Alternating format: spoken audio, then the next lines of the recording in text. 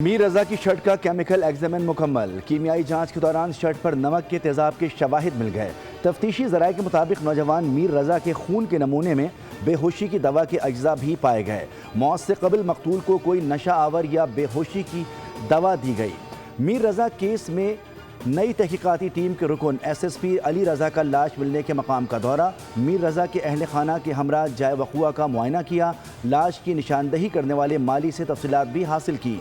दूसरी जानिब जामिया कराची की फॉरेंसिक लैब में DNA के लिए 6 सैंपल मौसूल हो गए। 4 डेड बॉडी के सैंपल और 2 वालिदैन के रेफरेंस सैंपल शामिल।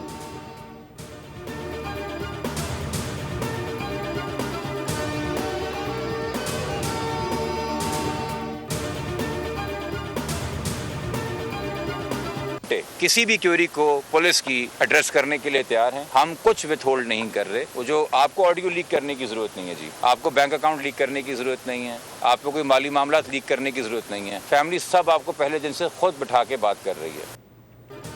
मीर रजा के वालिद मीर हुसैन का तफ्तीशी टीम पर एतमाद का इजहार। मीडिया से गुफ्तगू में कहा कि पुलिस को 3 मशकूक अफराद से मुतालिक मालूमात दी हैं। उम्मीद है नई टीम केस को मंतकी अंजाम तक पहुँचाएगी। वकील जिब्रान नासिर ने कहा कि मीर रजा के वालिदैन किसी भी बात का जवाब देने के लिए तैयार हैं। पुलिस सनसनी ना फैलाए, बैंक अकाउंट्स और ऑडियो लीक करने की ज़रूरत नहीं।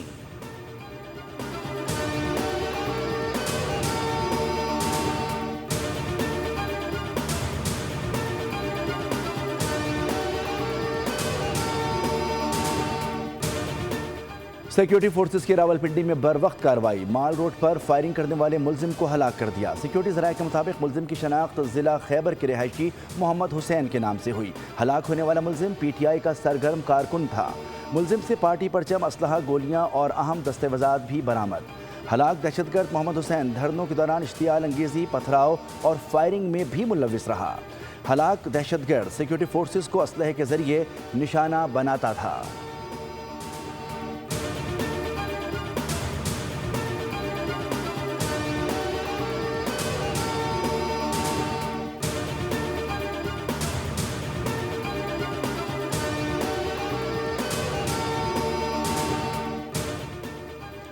तशद्दुद की सियासत PTI का वतीरा बन चुका है। PTI के लोग तमाम तर एहतजाज में असलहे से लेस होकर आए।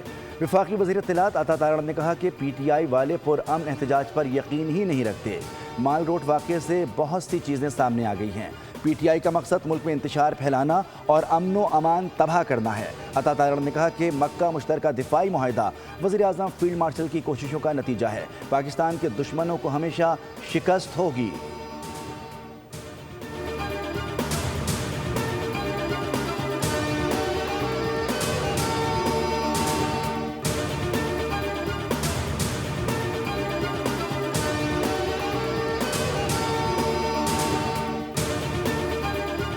सदर मुमलिकत आसिफ अली जरदारी की मंजूरी के बाद वज़ारत कानून ने हाई कोर्ट्स में एडिशनल जजेस की तकर्री का नोटिफिकेशन जारी कर दिया। इस्लामाबाद और बलूचिस्तान हाई कोर्ट्स के लिए 3-3 एडिशनल जजेस की मंजूरी। लाहौर हाई कोर्ट में 10 एडिशनल जजेस की तकर्री का नोटिफिकेशन जारी। सिंध हाई कोर्ट के एडिशनल जजेस जज जस्टिस खालिद शाहानी की मुद्दत मुलाजमत में 6 माह की तौसी कर दी गई। सदर ने सुप्रीम कोर्ट के जजेस की तनख्वाहों, अलाउंसेस और पेंशन को वफाकी आइनी अदालत के जजेस के मसावी करने की भी मंजूरी दे दी। हारून अख्तर वज़ीर आज़म के मुशीर बराए सनअत व पैदावार मुकर्रर।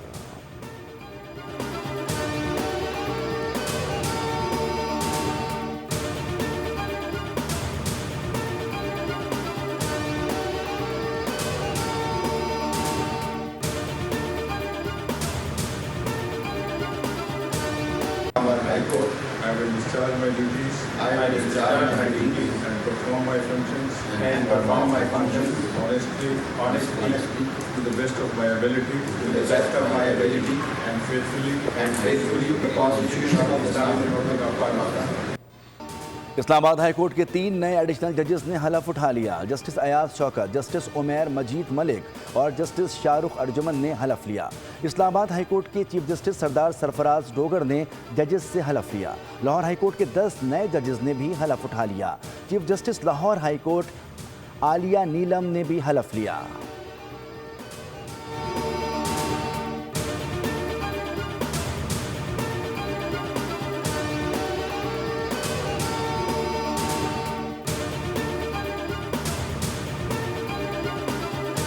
अमेरिका ईरान कशीदगी के हल के लिए दुनिया की नज़रें पाकिस्तान, कतर और ओमान पर मरकूज। इस्लामाबाद मेमोरेंडम पर दबाव के बावजूद पाकिस्तान अमेरिका और ईरान को दोबारा मुज़ाकरात की मेज़ पर लाने की कोशिश कर रहा है। पाकिस्तान और कतर ने भी अमेरिका ईरान को जंग बंदी और मुज़ाकरात की तरफ वापस लाने के लिए मुश्तरका तजवीज़ पेश की। अमरीकी इदारे स्टैम्पसन सेंटर ने कहा कि पाकिस्तानी वज़ीर ख़ारजा की जानिब से ईरानी हममनसब को इस्लामाबाद आने की दावत अमन अमल जारी रखने का वाज़े अज़्म है। पाकिस्तान दोनों फरीक़ों के लिए काबिले एतमाद सालिस की हैसियत से अमरीका ईरान राब्ते में अहम किरदार अदा कर रहा है। वाशिंगटन से दिफाई रवाबित, तेहरान से तारीख़ी ताल्लुकात और बीजिंग से क़ुर्बत पाकिस्तान को मुनफरिद सिफारती हैसियत देते हैं। पाकिस्तान की सिफारती ताकत महज रद्द अमल तक महदूद नहीं।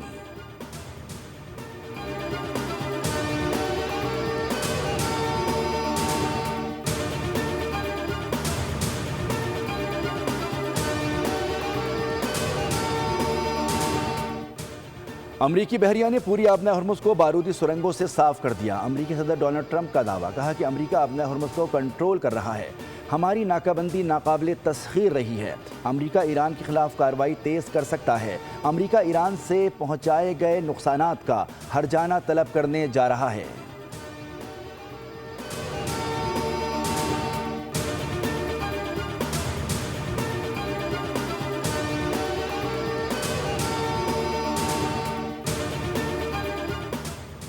अमरीकी पाबंदियां ईरान का दम घोटने की कोशिश है। पाबंदियों की शिद्दत में इजाफा अमेरिका की पॉलिसी नहीं बल्कि आदत बन चुकी है। तर्जुमान ईरानी वज़ारत ख़ारजा का अमरीकी पाबंदियों पर रद्द-ए-अमल। इस्माइल बक़ाई ने कहा कि वाशिंगटन सिफारतकारी में नाकामी पर पाबंदियों का सहारा लेता है। ईरान इन फरसूदा और बार बार दोहराए जाने वाले हरबों के जरिए घुटने नहीं टेकेगा।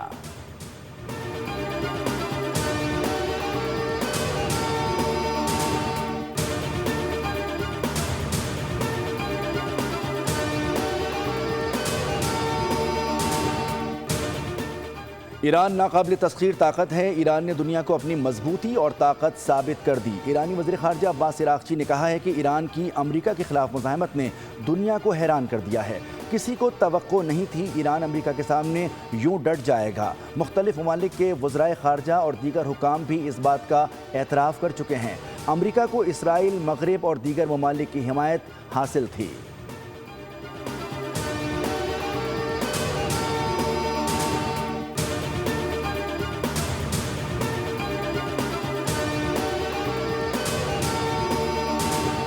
आज़ाद कश्मीर इंतखाबात का तीसरा मरहला गैर हतमी गैर सरकारी नताइज के मुताबिक पीपल्स पार्टी 2, नून लीग 1 नशिस्त पर कामयाब। सरदार अतीक आबाई सीट हार गए। LA-14 बाग में अवामी दस्त तो बाजू पार्टी के साजिद अब्बासी ने मैदान मार दिया। LA-15 पर पीपल्स पार्टी के ज़िया कमर को बरतरी हासिल। LA-16 पर मुस्लिम लीग नून के सरदार मीर अकबर खान आगे। LA-17 हवेली की नशिस्त पर पीपल्स पार्टी के फैसल मुमताज़ राठौर को बरतरी हासिल है।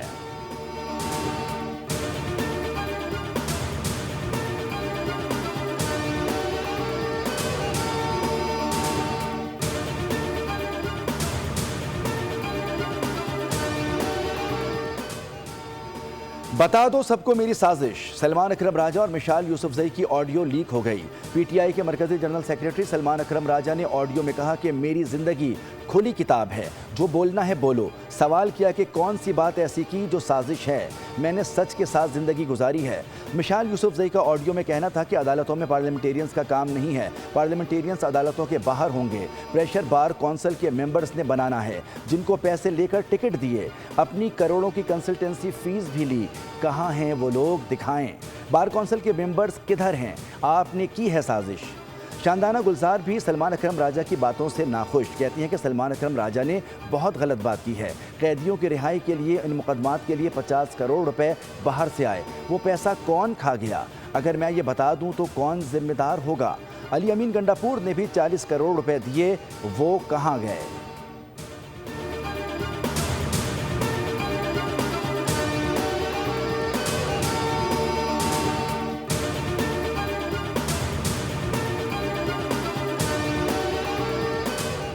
वज़ीर-ए-आज़म शहबाज शरीफ की ज़ेर सदारत फेडरल बोर्ड ऑफ रेवेन्यू से मुताल्लिक़ जायज़ा इजलास कस्टम बाउंडेड वेयर हाउसेस का 3 साल का आज़ादाना थर्ड पार्टी ऑडिट कराने की हिदायत। वज़ीर-ए-आज़म ने कहा कि कस्टम्स बाउंडेड वेयर हाउसेस में किसी भी बेज़ाब्तगी की गुंजाइश नहीं। गैर कानूनी सरगर्मी में मुलविस एहलकारों के खिलाफ कानून के मुताबिक सख्त कार्रवाई की जाए।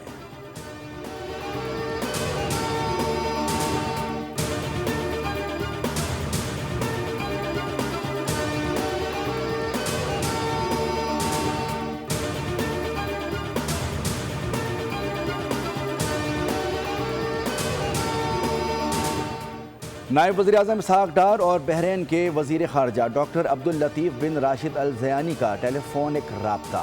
बहरीन के वज़ीर ख़ारजा ने मक्का मुश्तरका दिफाई मुआहदे पर मुबारकबाद दी। इसहाक डार ने कहा कि पाकिस्तान खित्ते और दुनिया में अमन व इस्तेहकाम के लिए मुज़ाकरात और सफारतकारी के फ़रोग़ के अज़्म पर कायम है।